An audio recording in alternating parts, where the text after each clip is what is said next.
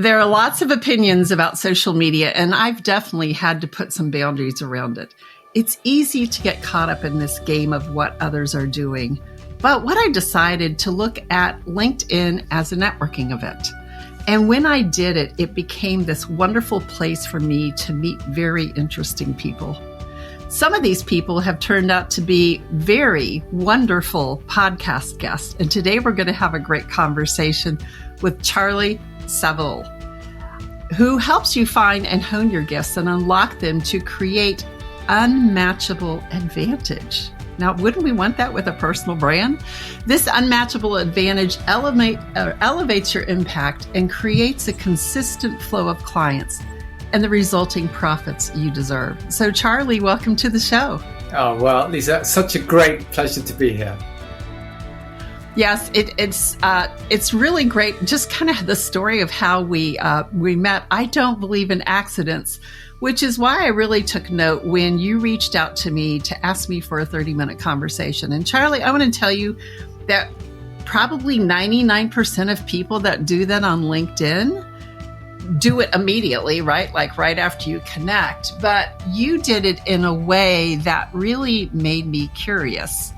And offered to help me discover my unique, compelling quality. So I booked a session with you and we started down this conversation. And so for my audience, what is a uniquely compelling quality? And so Charlie, why don't you start there and answer that for us?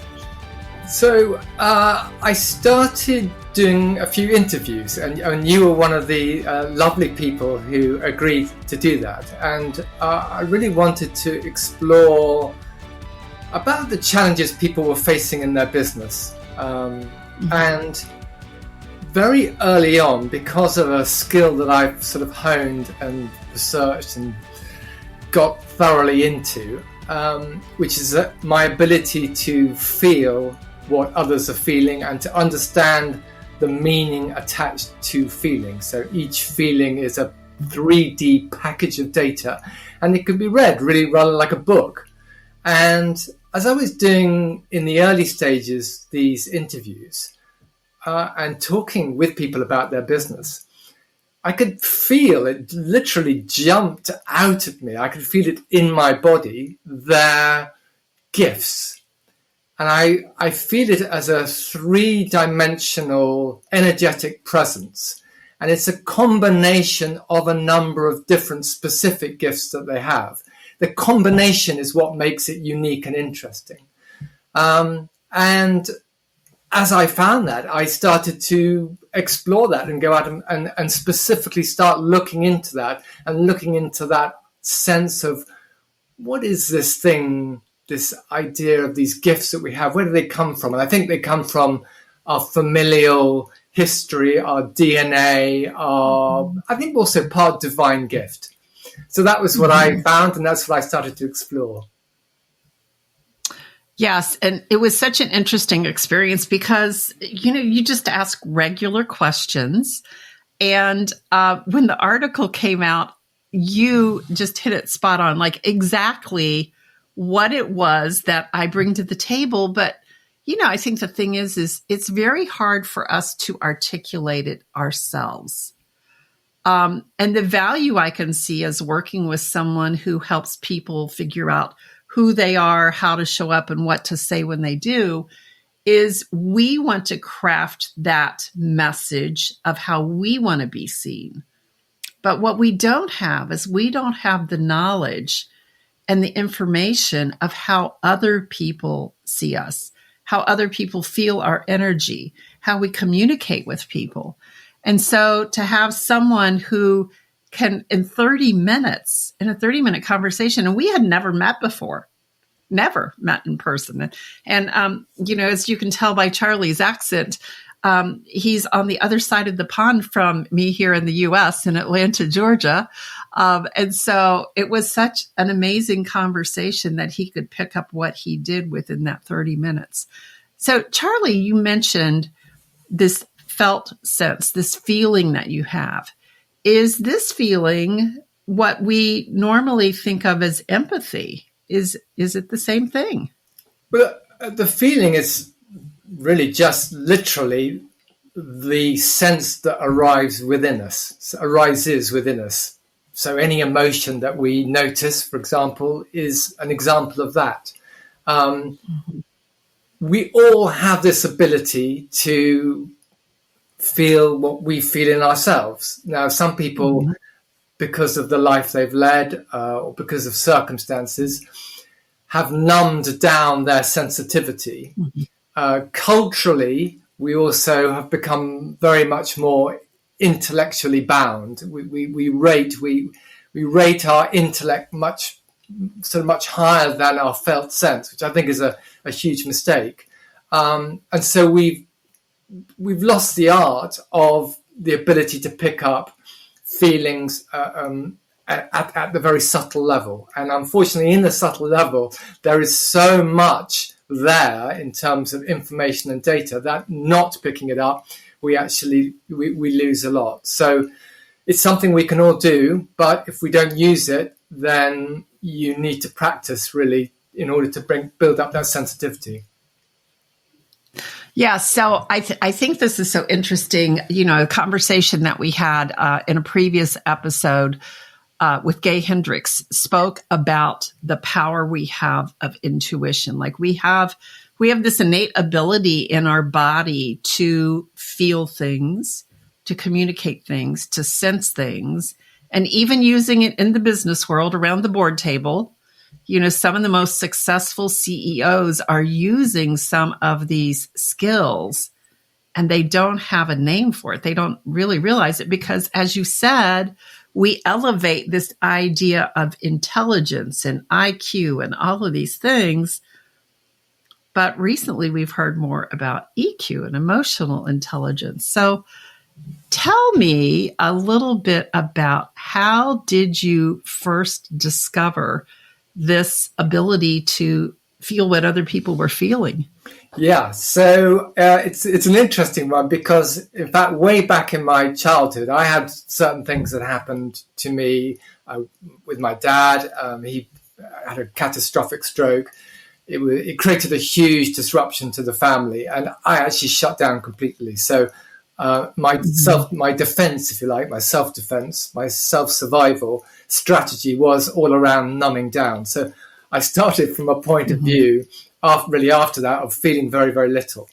But about 10 years ago. And could I ask how old? Yeah, could I ask how old you were at that point? Yeah, so he had his stroke when I was about 6 or 7, and then things flowed from that really in the following 3 years that led me to really sort of shut everything right down. And then about 10 years ago, and I've had a lot of people kind of help me along the journey. So I was kind of aware of certain possibilities. But about 10 years ago, I had this really intense feeling of loneliness. And rather than do perhaps the normal thing of either being taken by it or trying to run away from it or trying to rationalize it, I decided to just sit with it. In fact, I sort of challenged it. I challenged it to do its worst with me. And it was probably about an hour and a half, although it seemed a lot longer.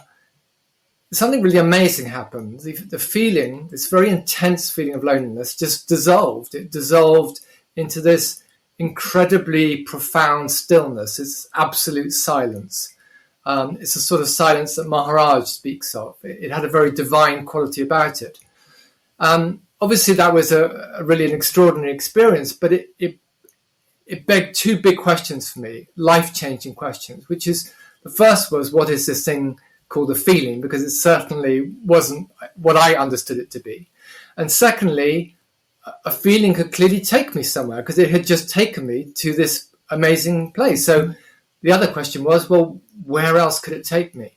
And that really started a decade and continuing of intense introspection, working with my feelings, engaging with them, research of, what as society, what as cultures we've done with our what I call felt sense. And going on to working with other people. So that was the journey that I took. And I found that really within us all, we have this, incredible intelligence, the intelligence of the subconscious, which I believe is many, many, many times more powerful than the intellect.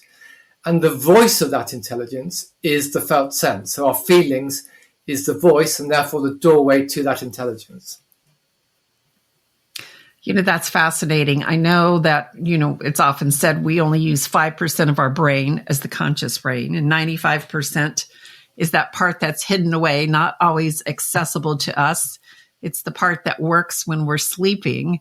So the fact that you felt this feeling of loneliness and decided to challenge it rather than run away from it, I think that's what we've been conditioned in our society to do. When we feel a feeling that feels either foreign to us or feels uncomfortable, what many people will do is they will bury it or they'll numb their feelings with all kinds of, whether it's chemicals, whether it's work, whether it's things, shopping, all of those things to get that dopamine hit that soon goes away. But the fact that you were able to challenge it, I think is something that's very, very interesting.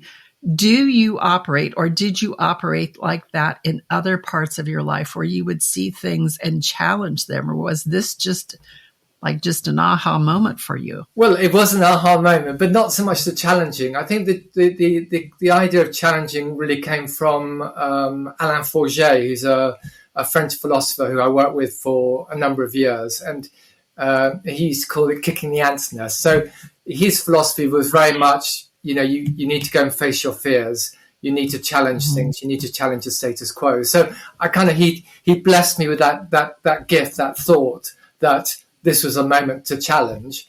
And I just challenged it. And it happened that in that moment, as is often the case when you challenge things, that you get a little gift. That happened to be a big gift. Yeah, that's pretty phenomenal. And I think a lot of times when you kick the ant's nest, so to speak, right, that we usually have some resources to help us move through that.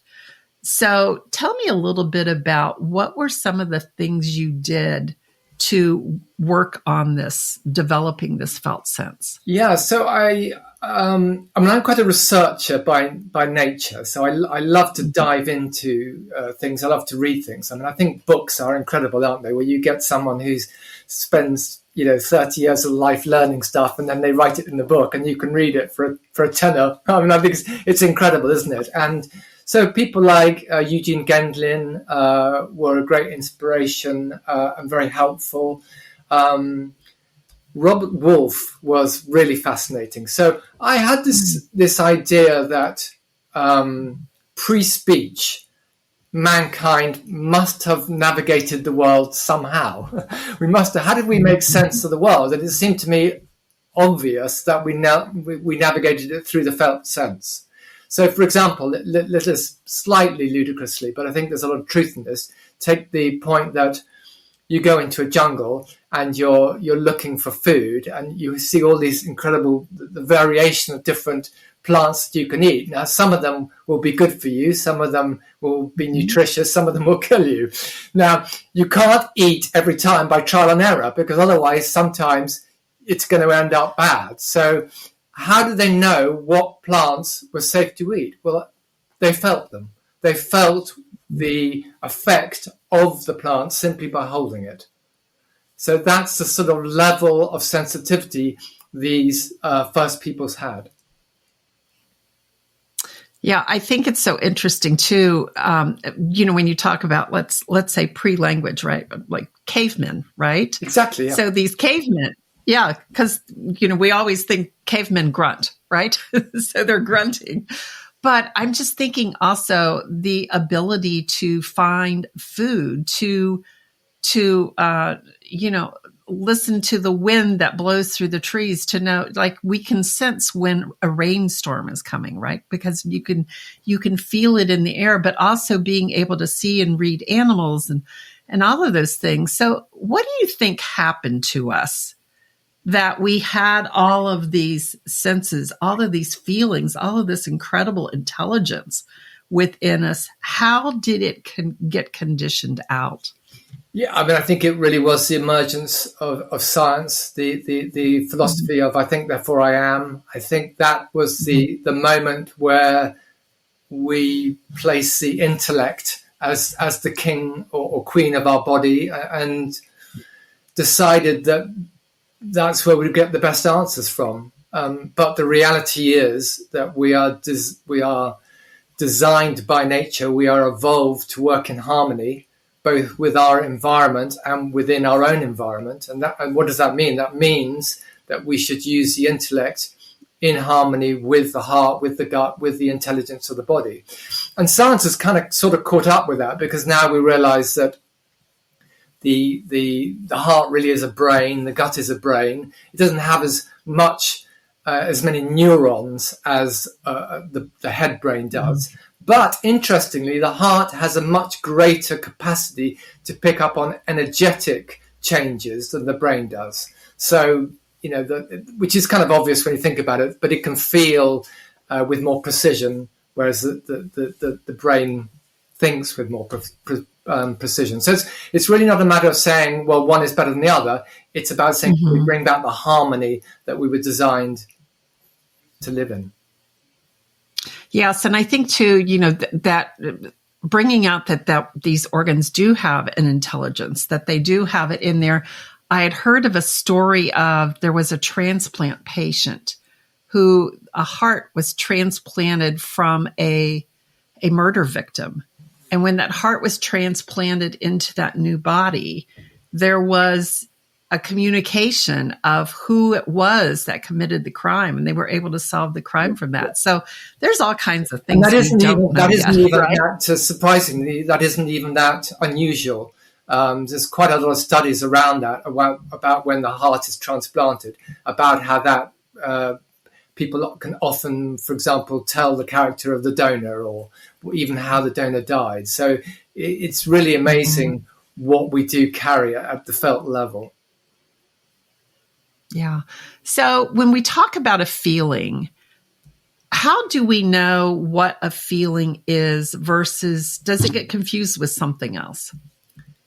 I think, I mean, there is confusion. I mean, there's a confusion at the scientific level, even in terms of what's the difference between a feeling and emotion.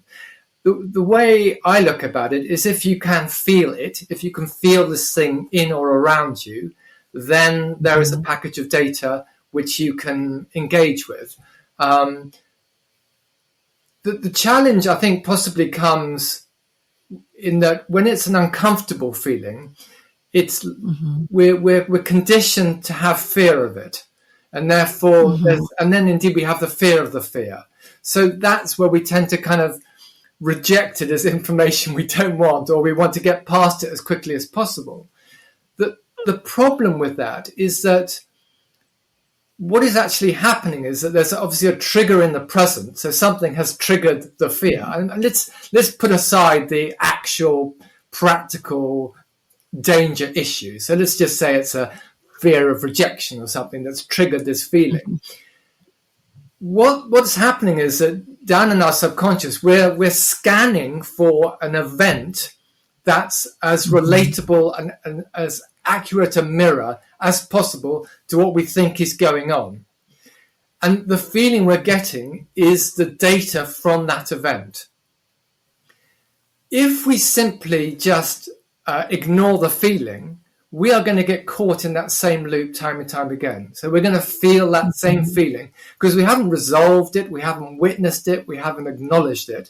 It's just come up saying, this moment now in time is very similar to that moment back then. We're therefore being really very mechanical. We're not alive in how we're navigating the world because we're navigating the world based on something that happened in the past. If we engage with the felt sense, we can go to the logic and find out really whether we're still acting out on relevant data, because most of the time we're not. Most of the time we find oh, that's something that either happened to me or didn't happen to me, or I thought should have happened to me when I was 6 or 7 or 3 or 8. And it had relevance then. It was a way of navigating the world then, but it has no relevance today. So we're frozen in time. That energy from back there is frozen. And if we engage with the felt sense, we can clear that whole history and then engage with the world, ideally in a completely spontaneous way, because it's when we're spontaneous that we're most alive. Yes, I've heard that before, Charlie. As a matter of fact, we just had that conversation before we started, before we pushed play today. So sometimes I'm not as spontaneous as others. So Charlie has challenged me to be a little bit more spontaneous today. And it's not. We are conditioned not to be spontaneous, and indeed our intellect, which serves the ego, whose primary objective is survival. Spontaneous is not good, because spontaneous is all sorts of uncontrollable events. But ultimately, if we want to be alive, and there is no greater thing than feeling alive, then spontaneity, or kicking the ant's nest as another way, these are the ways to really feel the great beauty of life.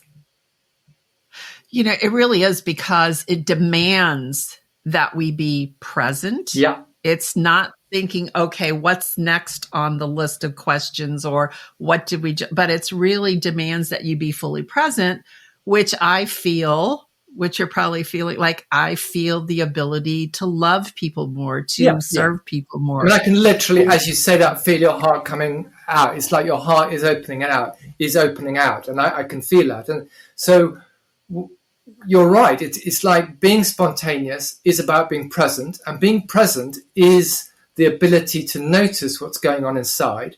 And what is inside? Well, inside is our true nature, and there is nothing more wonderful than our true nature expressed. Yes, I think that's very true. So how can we use these feelings to improve our lives as we become more aware of them? Well, I think the number one thing is to be committed to noticing, really, because unfortunately, a lot of the time, for the reasons kind of we went over before, we've become conditioned to not listen. Mm-hmm. So and I think you asked the question, which I didn't fully answer, which was how did I go about engaging with this? And that really was a kind of step one of saying, okay, body, I know I haven't listened up to now, but I'm here, and anything that comes up is okay. And then the second thing was just really, as I say, being with it, being with the feeling and exploring it. So it's just asking questions of the feeling. What is the question? What is this question? What does this feeling mean? What does it want to say? And you will gradually learn that you can put very, very precise words on a feeling. And miraculously, when you do name the feeling correctly, I think because you've witnessed it, which is what it wanted, it changes, it evolves, it becomes something new. So in that change, you actually know that you've entered into a dialogue, and you're getting you've hit the bullseye. Yeah, I see it very similar to a young child who wants your attention, that keeps pulling at your sleeve or acting out till you can give it the attention that it demands. And once that feeling has been seen, it's shining a light on it. It's asking, what does it mean?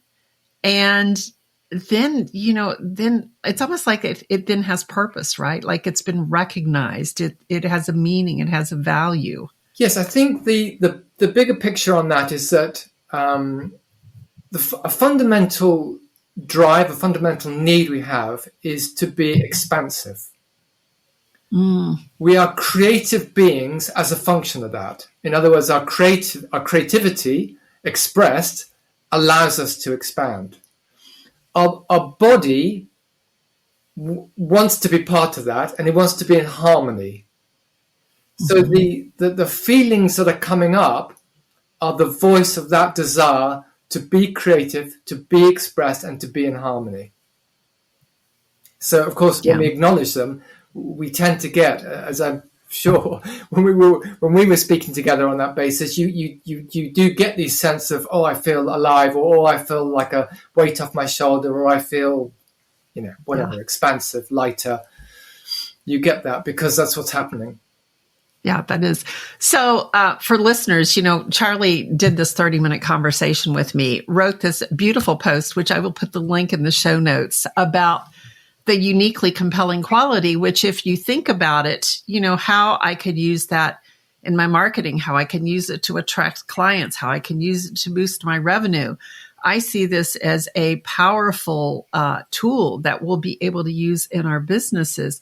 But I was so intrigued by this idea of what he felt when he had this conversation with me, or as you just heard him reference, he could feel my heart. Now, again, this is across the ocean. It's through technology of a screen.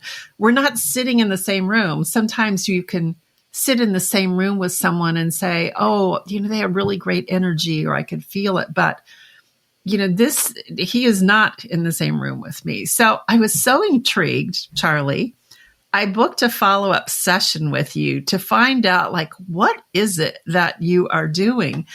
And it was so pleasantly simple, yet incredibly exciting to watch how you work. So for those of you wondering, what is it? And he's not hypnotizing me or anything like that, but I will start that, we started where you just asked me to get comfortable, which I see that as grounding. So what is the purpose of that? Yeah, the purpose of the beginning part is really just to get you into the body. So I would typically ask people to breathe and to feel the breath, the in and out breath, and the movement of the body. Because that's literally functionally just brings you into the body. And the reason for that is because that's where the feelings arise. So we want to come out of the head into the body. And of course, it's also, gets you aligned and gets you centered, which is conducive to that. Also, having a drink of water helps. So, yeah, that's the way that process starts. And then it's simply your greater intelligence knows what's going to happen. So it's already, I can tell you, it wants to be in this process because it wants to be heard. So it's just a matter of asking a question, and then you get the feeling that arises. There's a really super neat trick, which Eugene Gendlin discovered, and he called it putting a handle on it. So it's when you describe the feeling, because particularly if you're not used to doing this, a feeling can be quite flighty, and can be kind of sort of, oh, it's there and then it's not there, or is it quite there? If you describe it, it makes it super stable, and then you can work with it. It's just a magic, a brilliant discovery by the man. And so that's, again, a little trick that one can use just to make it easier to work with a feeling. Yes. Yeah, go on. Yeah, I was going to say, yes, you would ask me a question, and then I would listen to the question, and then I would just, try not to think about, I was really scanning my body. So, if you imagine, you go to the doctor and they'll say, well, do you feel anything in your foot? You're not thinking, do I feel anything in my foot? You really you put your mind down and into your toes, into the sole of your foot, into the heel, all of those things. So it really was, Charlie, you asking me a question, and then I would just pause and see what I felt in my body. And it was so amazing because you would feel it too, but you didn't lead me on. So, I want to commend you on that, because I think a lot of people today really want to make things happen for their clients, right? So they try to push or lead or guide them. But I didn't feel that with you. I told you where I was feeling something, and then you had a chance to tune into that. But I remember particularly there was something going on with my ability to communicate something. I was concerned about it. And I remember describing it in great detail as this gravel that had jagged edges, but it had smooth parts and crevices. And you ask about the color and all of those things. And that led us down a path that was so amazing of things I was not even aware of. So as you're doing it, maybe tell us a little bit about how do you know what questions to ask next? So I think again, I'll come back to Alain Forget, who really showed me the structure of the logic. So our internal thought processes have a clear logic. There's always a supporting logic under every feeling. So that process is fairly simple. It's just a matter of common sense. Once you've done it a few times, understanding where it comes down to. And when you get, funny enough, when you get to the base, the source of it, you can feel it. It's just, you have a sense of, we're here. You know it. It's a felt moment.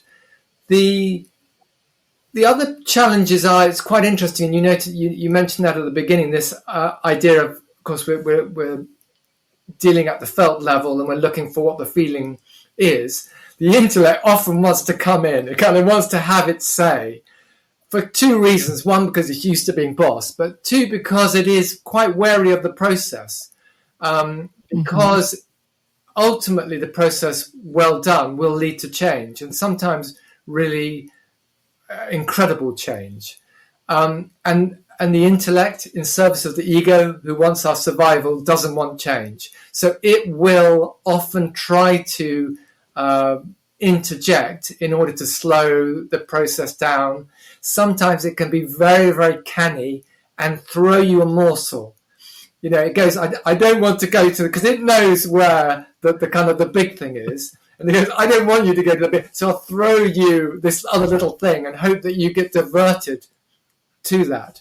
And that's, again, something you feel it and you go, yeah, it's true, but it's not quite true. It's not the real deal. So that's the nuance of kind of just being aware of where the intellect wants to keep the status quo. As I said, the intellect's its job is to serve the ego, but the body, its idea is to look for harmony. So the body is much more trustworthy in that sense. And in terms of that not sort of leading, it's very important not to lead. There is, however, sometimes where the feeling is quite elusive for the person trying to connect. And it's rather like an artist can sometimes just put a smudge mark or a brush mark on a canvas. And that gives a reference point for them as to how they want to frame the rest of the picture. So sometimes it can be helpful for me just to say, well, how does this word feel? But with no pressure on it. Is that helpful or not? And that sometimes, or actually often, unlocks a whole kind of a sense of something else that hasn't yet been able to express itself. Yes.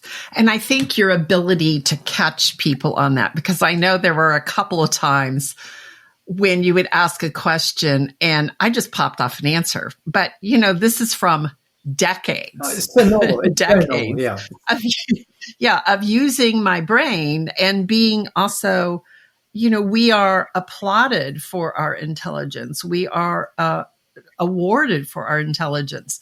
So when you get to a question and you don't know where it's going to land in your body, a feeling, well, that mind just shows up and is going to serve us. But again, it doesn't help to where it's going. So I appreciate that ability to do that.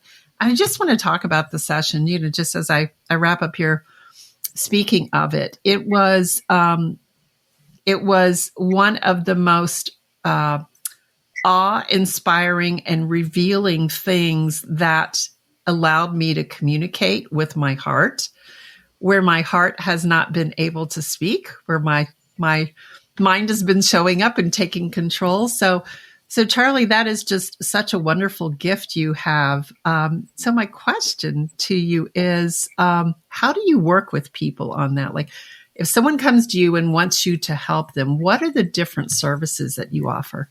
So the beauty of the felt sense is that it is able to unlock the intelligence within us in so many different ways. The area that I'm really enjoying at the moment, working with people, is in identifying their gifts, particularly their hidden gifts. And one thing one thing that comes from that is when you find a hidden gift, and indeed when you name a gift, so the ability, there's a huge importance and something very powerful in very clearly naming your gifts. Nebulousness is the enemy of our creativity when it comes to expressing our gifts. The more we can have a crystal clear understanding of what our gifts are, how we can take those into the world, the more we empower them. So there's the function of finding gifts that are hidden. There's the function of naming gifts that we have really clearly to give them wings. Once you know your gifts, that gives you a tremendous authenticity if you can come from that. Anyone who's seen any artist or artisan working in what they naturally do so well, you see there's this incredible flow that comes with that. And when we speak from that, when that's the power behind our voice, it really cuts through the noise. And that's so important today where there's so much noise out there. So that's another function. The other area which we haven't really kind of looked at is there is this part of us that, we touched on it with the intellect, that doesn't want to move from where we are. So there is this part of us that's very happy that our gifts are capped where they are or unnamed, because the moment we name them, the moment we know them, we change, we grow, we expand, and of course we go into unknown territory. So from the point of view of the status quo, for the intellect, naming the gift is something it doesn't want to do. And you'll find this in people's businesses and how they present themselves. There are all these aspects, from the color of your website, to the text you use, to the language you use, to how you frame something. They're all little blockers on your gifts, because part of you wants to stay where you are, because for that part, it's the safest thing to do. And safe is more important than happiness, than serving others, than being alive. So there's a tremendous value of having someone look objectively at how you're expressing yourself, because we get so locked into ourselves and what we do and how we do it from the inside. You can't see, as you touched on before, you just can't see it objectively. So another person, with the help of the part of you, because ultimately the person who knows best how to get the most from what you've got is you. The key is how to open up that intelligence, how to get that information out. So that's the art, that's the skill. Yeah, it truly is. And in being able to shine the light on it, I just think is so incredibly important, because, as you said, we want to stay safe. And if we grow, who is that person going to be? Like, that's where that fear comes in. Yeah. So it's all amazing how the intellect and ego and your subconscious and your heart and all of these make up this amazing human experience that we have.